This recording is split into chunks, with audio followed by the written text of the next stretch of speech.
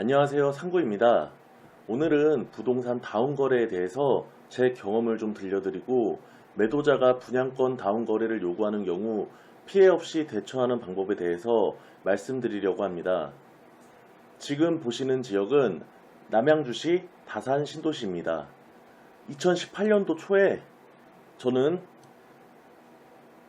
이 동네 한 아파트 분양권을 매수하고 싶어서 부동산에 전화해서 상담도 받고 직접 그 지역 내 부동산에 방문한 적도 있습니다. 이때까지만 해도 저는 부동산 분양권 시장에 다운거래가 이렇게 성행하는지 전혀 몰랐습니다. 분명히 분양권 실거래는 4억대에 이루어지고 있었는데 전화해서 물어보면 실제 들어가는 비용은 5억이 넘는다는 것입니다. 그래서 왜 실거래가 등록된 거랑 차이가 이렇게 심하냐고 물어보니 분양권은 매도인이 양도세를 많이 부담해야 해서 매수인이 양도세를 대납해 준다고 계약하거나 다운 계약을 해야 하는데 양도세를 대납해 주는 것보다 다운 계약을 하는 게 매수인, 매도인 모두 좋아서 그렇게 대부분 한다는 겁니다.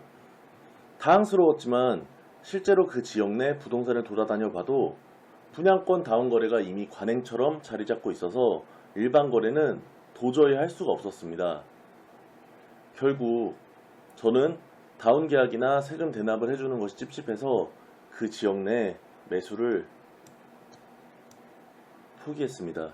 제가 부동산 다운 거래를 하겠다는 약정은 지키지 않아도 된다는 것을 당시 알고 있었다면 이 지역 내 분양권을 매수했을 수도 있었기에 지금 돌이켜보면 조금 아쉽다는 생각이 듭니다.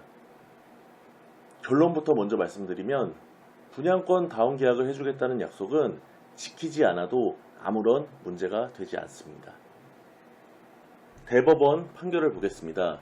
이 사건은 부동산 다운 거래를 약속한 매수인이 곰곰이 생각해보니 다운 거래를 하는 것이 저처럼 찝찝해서 기존 계약대로 잔금을 지급할 테니 소유권을 이전시켜달라고 했는데 매도인이 거부하여 계약 파기에 대한 책임으로 계약금 배액 배상을 요구한 민사소송이었습니다.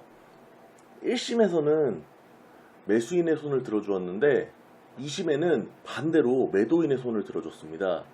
결국 재판은 대법원까지 갔고 대법원에서는 다운 계약은 중요하지 않은 부수적 의무이기 때문에 지키지 않는다고 하더라도 계약은 유효하다고 판결하였습니다. 결국 불법행위인 다운 계약은 법적으로 보호해주지 않겠다는 것입니다. 분양권을 거래할 때 다운 계약을 요구하면 알겠다고 하고 정식 계약을 먼저 하십시오.